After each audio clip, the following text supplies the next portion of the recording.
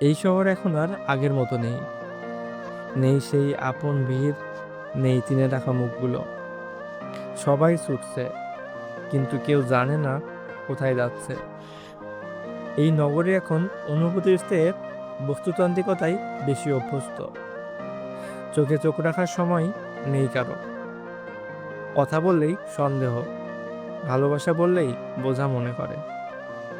এখানে বন্ধুত্ব গড়ে ওঠে ইন্টারনেট গতিতে, আর ভেঙে যায় নোটিফিকেশন নিঃশব্দ হলে। শহরের আলো যতই ঝলমল করুক, মনের ভিতরটা যেন একেবারেই অন্ধকার। মানুষ এখন সম্পর্কের থেকেও বেশি পছন্দ করে সুবিধা। ভালোবাসার চেয়ে দামি হয় এখন স্ট্যাটাস। এই শহরে মানুষ বাঁচে, কিন্তু সম্পর্কগুলো ধীরে ধীরে মরে যায়, নিঃশব্দ, নীরবে, অপ্রকাশিত অভিমানে। এই বস্তুনিষ্ঠ নগরীতে মানুষ কেবল মানুষ হয়ে বেঁচে থাকলেই হয়তো সবচেয়ে বড় বিপ্লব হতো।